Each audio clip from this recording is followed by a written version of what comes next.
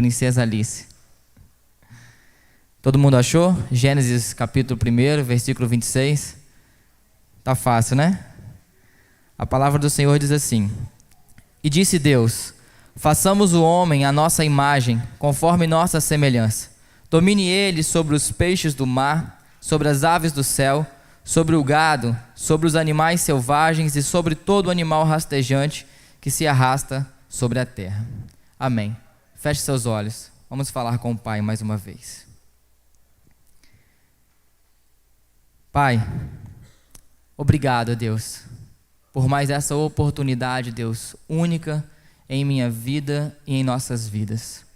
Única, ó Deus, porque nós não sabemos qual será as nossas próximas horas, como será o nosso próximo dia, e sequer, ó Deus, que vamos chegar no final deste dia com vida.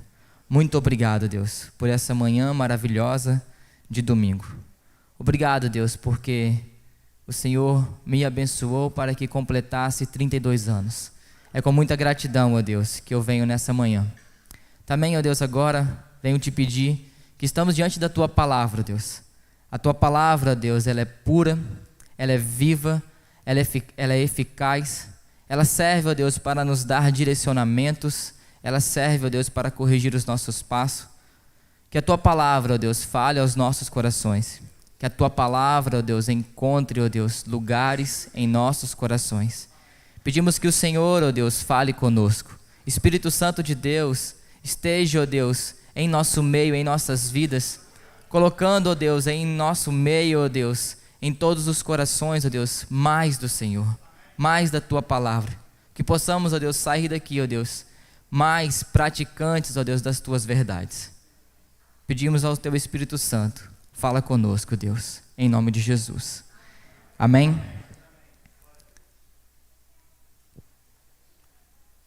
A Tainá me perguntou qual era o tema da mensagem e eu disse para ela assim: detalhes. Eu quero trabalhar alguns detalhes com os irmãos nessa manhã. Alguns detalhes que muitas vezes podem passar despercebidos por nós.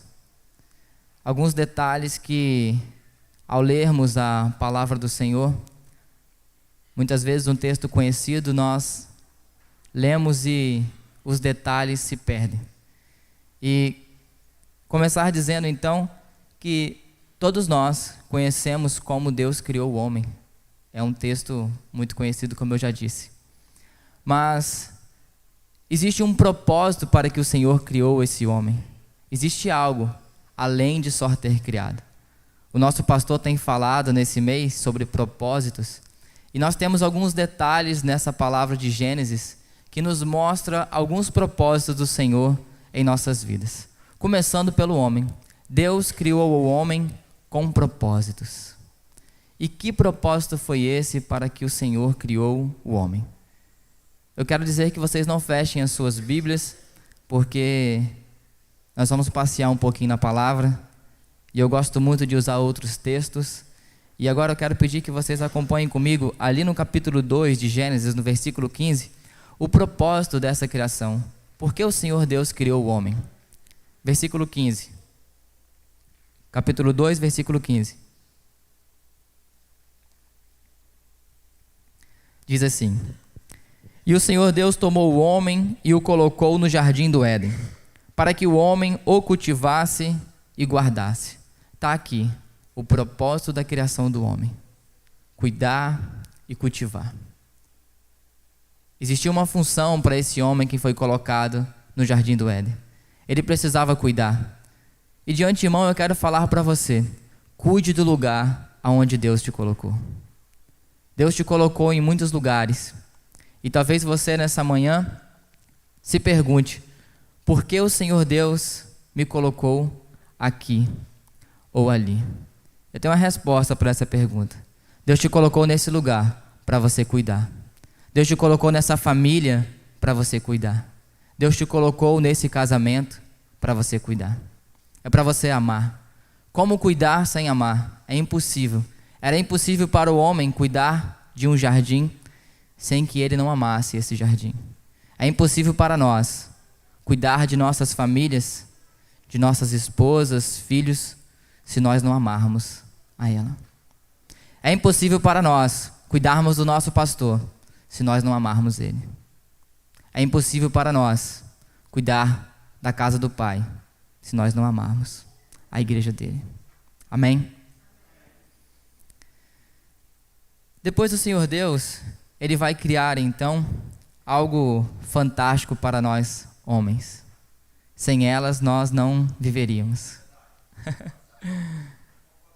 Deus cria a mulher. Mas é interessante dizer que o homem ele vai perceber que lhe falta algo. O homem, no capítulo 2, no verso 18, capítulo 2, verso 20, diz assim: assim o homem deu nomes a todo gado, às aves do céu e a todos os animais do campo, mas não se achava uma ajudadora adequada para o homem. O homem percebe que algo lhe falta. Mas observem agora no versículo 18 que o Senhor Deus ele antecede o homem. Aquilo que falta nas nossas vidas, Deus já conhece. Olha no versículo 18. Disse mais o Senhor Deus: não é bom que o homem esteja só. Eu lhe farei uma ajudadora que lhe seja adequada, ou auxiliadora. O homem percebe que lhe falta algo no versículo 20, mas Deus já sabia do que faltava para ele no versículo 18. Deus conhece as nossas dificuldades, irmãos. Deus antecede as nossas vidas. Tudo aquilo que nós fazemos e que vamos fazer, quando nós percebemos que está faltando algo, Deus já sabe. E ele já entra com providência, ele já entra com provisão, porque o texto diz que ele vai fazer uma auxiliadora, uma ajudadora. E do que seria de nós se as nossas esposas não nos ajudassem? O que seria de mim se a minha esposa não me auxiliasse? No trabalho, na casa, no meu ministério? Eu não seria e não serei um pastor se a minha esposa não me ajudar, se eu não tiver o seu auxílio. É assim para as nossas vidas, é assim para os nossos casamentos. Se você não tiver o auxílio daquela que o Senhor colocou do seu lado, as nossas vidas não vão dar sequência. Mas eu estou falando algumas coisas para vocês, somente para a gente poder introduzir. Eu quero colocar como primeira reflexão nessa manhã, que você continue observando os detalhes. Esse texto de Gênesis, ele é bem longo, mas nesse início da criação, tem algo que o Senhor coloca nesse jardim no Éden, muito mais precioso do que o homem e a mulher. Eu quero que vocês então acompanhem comigo no capítulo 2, no verso 8 e no verso 9. Diz assim, observem os detalhes. Então o Senhor Deus plantou um jardim para o lado do oriente, no Éden, e colocou ali o homem que havia formado. E o Senhor Deus fez brotar do solo todo tipo de árvore, agradável à vista e boa para alimento, bem como a árvore da vida no meio do jardim e a árvore do conhecimento do bem e do mal. Tirando os meus irmãos da congregação, que já me ouviram falar isso, e o Vaguinho, mas deixa eu fazer uma pergunta para vocês. Quantas árvores importantes o Senhor Deus colocou no jardim do Éden?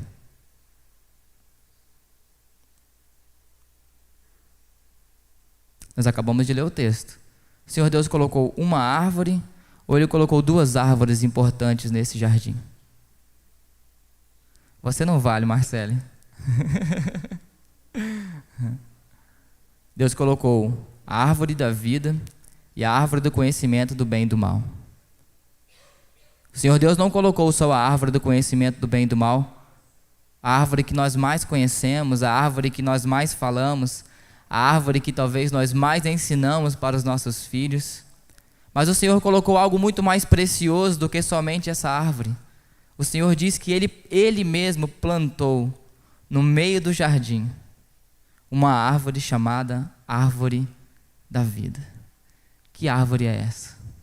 Que nós não conhecemos. Que árvore é essa que nós não damos importância? Por que a nossa atenção só fica voltada para a árvore do conhecimento do bem e do mal? Talvez foi porque foi com ela que o homem e a mulher interagiram.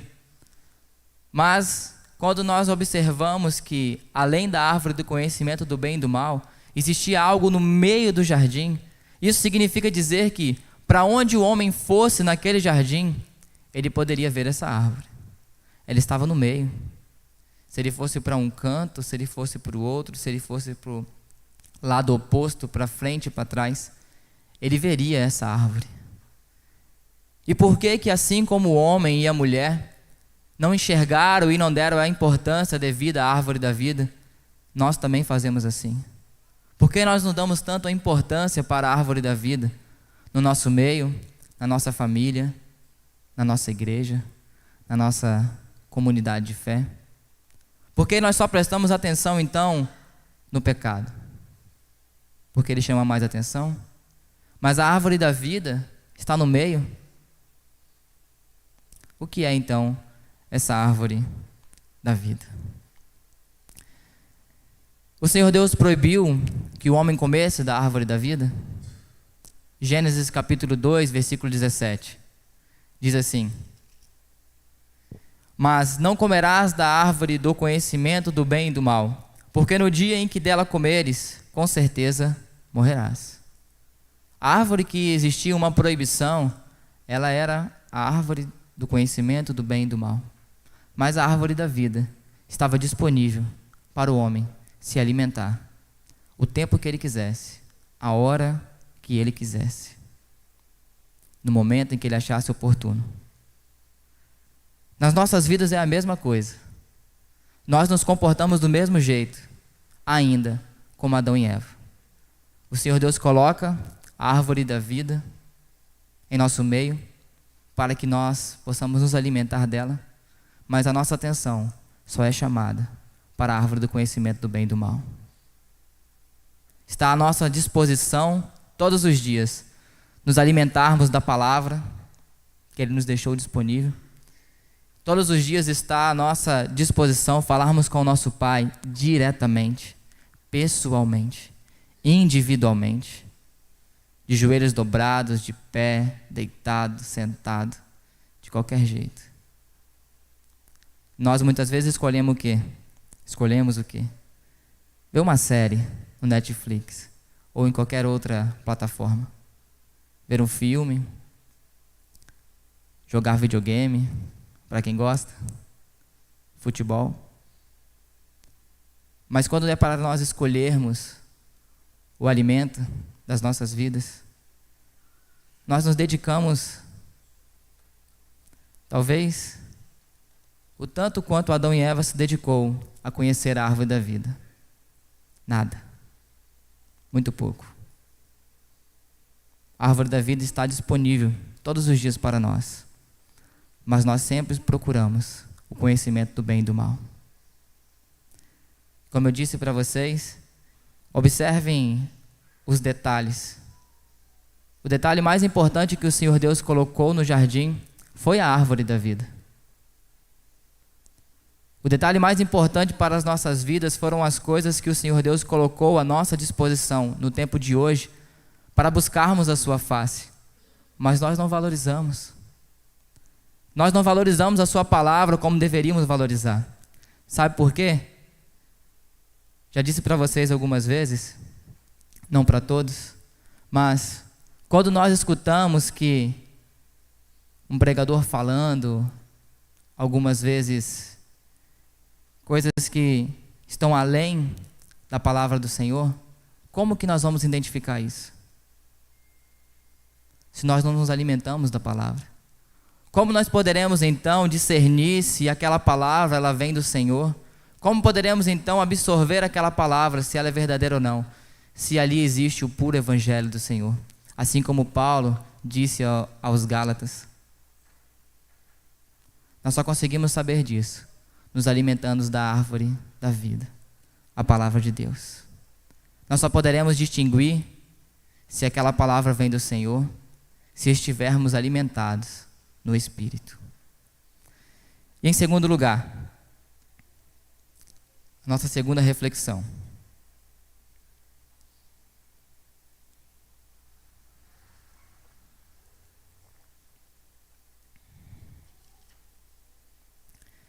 Quero dizer para você que o homem tinha escolha. Você tem escolha. Deus não colocou simplesmente a árvore da vida e do conhecimento do bem e do mal para o homem passear pelo jardim e comer da árvore do conhecimento do bem e do mal. Ele colocou uma escolha para o homem. O Senhor Deus coloca essa escolha todos os dias em nossas vidas. Você tem escolha. Você pode escolher hoje, nessa manhã, eu ia dizer essa noite, essa manhã, escolher viver os propósitos que o Senhor tem para você. Mas você também tem escolha e você pode escolher todos os propósitos que o mundo te oferece. A escolha é sua. Deus está colocando todos os dias diante da sua vida a árvore da vida e o mundo. As escolhas somos nós que fazemos. Assim como o homem e a mulher fez a sua escolha, Deus coloca para nós as nossas escolhas. Falando um pouquinho mais da árvore da vida, capítulo 3, versículo 22. Olha o que essa árvore poderia dar para o homem e pode dar para nós. Versículo 22 diz assim: Então disse o Senhor Deus: Agora o homem tornou-se como um de nós e conhece o bem e o mal. Não suceda que, estendendo a mão, e tome também da árvore da vida, coma e viva eternamente. Oh, meus irmãos, a árvore da vida eterna. Depois que o homem pecou e a mulher, o Senhor Deus diz assim: agora o homem conhece o bem e o mal. Vamos colocar eles para fora do jardim, para que eles não comam e vivam eternamente. Você, assim como eu, sabe que somente o Senhor Jesus Cristo pode nos dar vida eterna. Então nós podemos fazer aqui uma colocação. A árvore da vida que Deus colocou no jardim do Éden se chama Jesus Cristo. E quando nos alimentamos dele, o seu fruto é a eternidade, é vida eterna. Amém? O homem, no decorrer da história, muitos momentos ele recusa a árvore da vida. Eu quero abrir com vocês o texto de Atos, capítulo 7, versículo 41, onde Estevão vai falar que os homens, eles escolheram adorar um bezerro de ouro ao esperar Moisés voltar do monte. Atos capítulo 7, versículo 40 ao 41.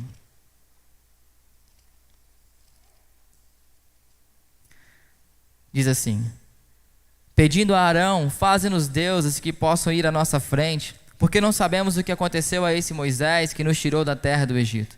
Naqueles dias eles fizeram um bezerro, ofereceram sacrifício ao ídolo e festejaram com uma obra de suas mãos. Estava diante do povo do Egito o Deus dos céus, o nosso Deus. E por um período em que Moisés fica um pouquinho longe do povo, o povo escolhe conhecer do bem e do mal. Arão, faça-nos um ídolo para que a gente se prostre e adore. E eles mais uma vez escolhem a árvore errada. O texto de Mateus, capítulo 3, verso 1 e verso 2, começa falando de João Batista. E João Batista apresenta quem? Aos judeus. O texto diz assim, capítulo 3, versículo 1. Naqueles dias apareceu João Batista pregando no deserto da Judéia e dizendo: arrependei-vos, porque o reino do céu chegou. João Batista vem pregando sobre Jesus. João Batista vem mostrando que eles poderiam escolher. E qual é a resposta dos judeus? crucifica. Crucifica. Eles tiveram escolha. Nós temos escolhas. Eu quero ler mais um texto com vocês. Vamos voltar em Atos, capítulo 7, versículo 51 e versículo 52. Ainda Estevão, falando no discurso antes de sua morte, de seu apedrejamento, ele diz assim, versículo 51. Homens teimosos e incircuncisos de coração e ouvido, vós sempre resistis ao Espírito Santo, como fizeram os vossos pais, assim também fazeis. Que profeta vossos pais não perseguiram? Mataram até mesmo os que anteriormente anunciaram a vinda do justo, do qual agora vós tornastes traidores e homicidas. Estevão disse para aqueles que iriam lhe apedrejar, que eram eles que resistiam sempre ao Espírito Santo. Isso traz nessa manhã um detalhe muito importante. É que nessas escolhas somos nós que resistimos ao Espírito Santo de Deus.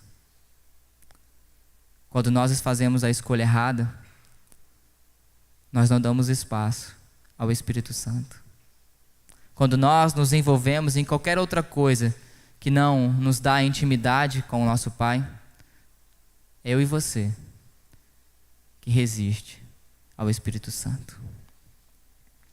Mas ainda há uma notícia maravilhosa.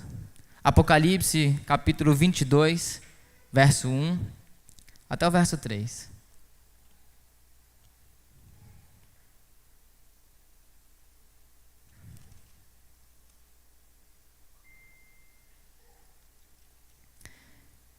E aqui o último detalhe dessa manhã.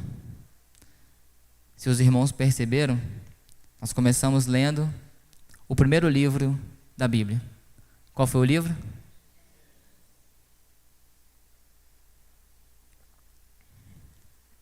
E nós vamos encerrar com o último livro da Bíblia, Apocalipse. Sabe o que tinha no primeiro capítulo? Na verdade, no segundo, né? A árvore da vida. Sabe o que tem no último capítulo de Apocalipse? Vamos ler? Capítulo 22, versículo 1, 3. Então o anjo mostrou-me o rio da água da vida, claro como cristal, que saía do trono de Deus e do Cordeiro. No meio da praça, de ambos os lados do rio, estava a árvore da vida, que produz 12 frutos de mês em mês, e as folhas da árvore são para a cura das nações. Ali jamais haverá maldição, nela estará o trono de Deus e do Cordeiro, seus servos o servirão. Louvado seja o nome do Senhor. A Bíblia começa nos mostrando, nos primeiros capítulos, a árvore da vida. E a Bíblia, no final, em seu último capítulo, continua a nos mostrar a árvore da vida.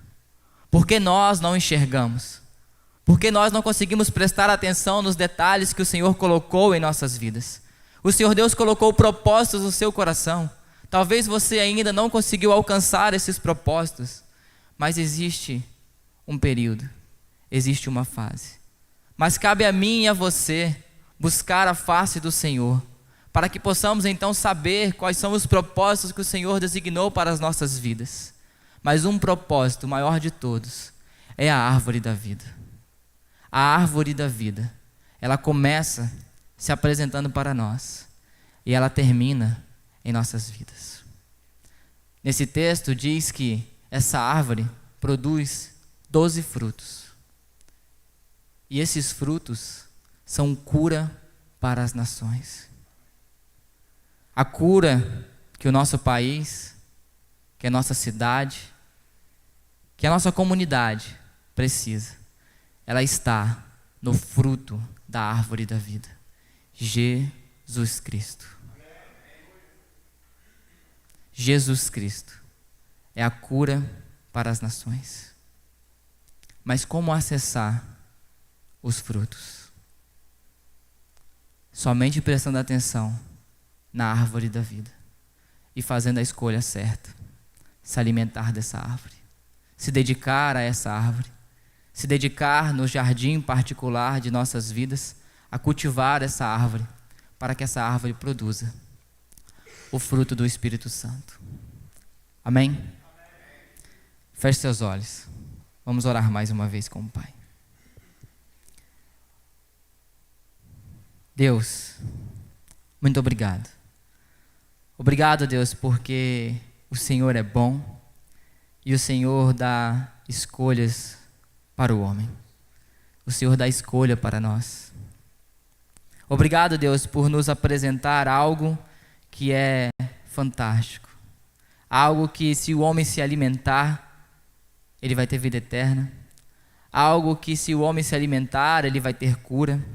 Algo, se o homem se alimentar, ele vai viver o melhor nessa terra. Deus, que a árvore da vida passa a ser o nosso foco de nossas vidas, para que essa árvore produza, ó Deus, em nós o fruto do Espírito Santo. E que o Senhor, ó Deus, passa, ó Deus, a habitar em todos os lugares em nossos corações. Naqueles lugares, ó Deus, em que nós, muitas das vezes, resistimos ao Teu Espírito Santo. Que possamos dar atenção devida à árvore maravilhosa, que é Jesus Cristo. A Sua palavra que o Senhor nos colocou disponível nessa manhã. Que possa, ó Deus, fazer diferença em nossas vidas. Que possamos sair daqui com a certeza que o Senhor começou algo maravilhoso. E o Senhor vai concluir algo ainda mais extraordinário. O Senhor voltará para nos buscar. E teremos acesso vitalício ao fruto da árvore da vida. Oramos em nome de Jesus. Amém. Amém. Deus te abençoe.